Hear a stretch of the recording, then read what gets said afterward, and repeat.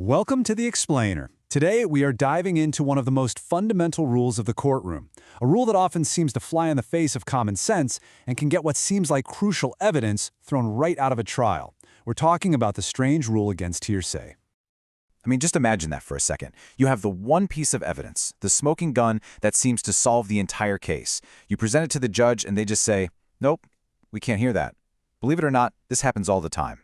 And today, we're going to figure out exactly why. So instead of kicking things off with a dry, legal definition, let's jump right into a real-life courtroom puzzle that just perfectly captures how strange this whole thing can get. Okay, so picture this. A crime has just gone down. A witness on the scene hears some unidentified woman point at a house and shout this. I mean, that sounds like a total slam dunk, right? It's immediate, it's spontaneous. What could possibly be more convincing evidence than that? Well, here's the twist. In the actual case this is based on, the witness who heard that shout, they weren't allowed to repeat it in court at all. The statement was rejected, and because of that, the conviction was completely overturned. So what on earth is going on here? To get to the bottom of this, we need to unpack one of the most powerful rules in law. The reason for that really shocking outcome has a name: the rule against hearsay. And, it's probably one of the most important, but also one of the most misunderstood barriers to evidence in the entire legal world. So here it is, the formal definition. Now, it sounds a little complicated, I know, but the core idea is pretty simple. Basically, you can't have a witness get on the stand and say, well, Jane told me that she saw Bob steal the car. Nope, the court wants to hear from Jane herself. They don't want to hear what somebody else claims Jane said. Okay, so the logic here, it really breaks down into three key parts. First, the statement, the man went in there, was made out on the street, right? Not in a courtroom. Second, it's being used to prove that the man actually went in there. But here's the absolute kicker, the most crucial part. The original speaker, that woman on the street, she can't be cross-examined. The lawyers can't ask her, hey, how good was your view? Are you sure it was him? Do you maybe have a grudge against this guy? You just can't test her reliability. And believe me, this rule leads to some truly bizarre situations. So let's run through a few quick-fire examples that'll show you just how wild the consequences can get. So, what happens if somebody else confesses to the crime that the defendant is on trial for? You'd think for sure that would be allowed in court to help an innocent person, right? Well, So imagine this. A witness is on the stand, ready to drop a bombshell. They're about to testify that a totally different person confessed to the whole thing. I mean, this could clear the defendant completely. You're not going to believe this, but that's hearsay too. And yes, in a real case, a court said, nope, can't hear it. Because the guy who actually confessed wasn't in the courtroom to be questioned under oath, his out-of-court statement was inadmissible. Okay, let's try another one. And this one's a real brain twister. If a lawyer asks you on the stand, how old are you?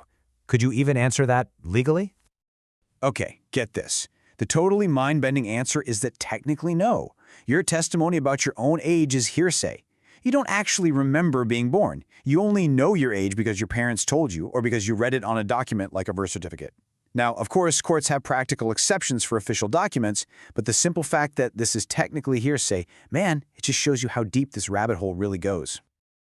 All right, so because this rule is so incredibly strict, you can bet that over the years, people have tried to find all sorts of clever ways to get around it.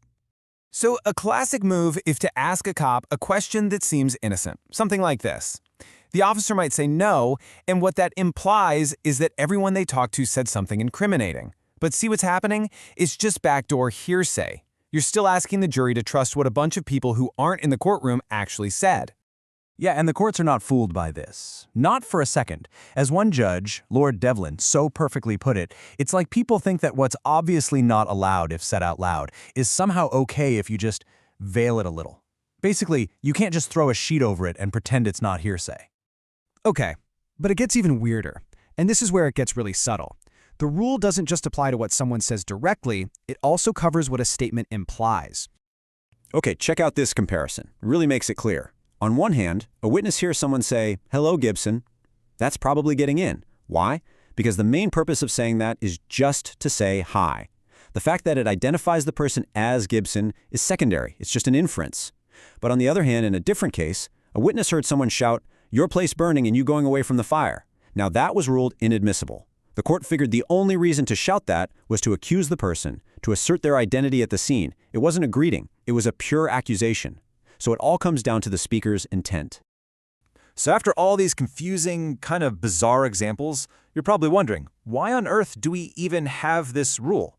It seems like it just blocks evidence.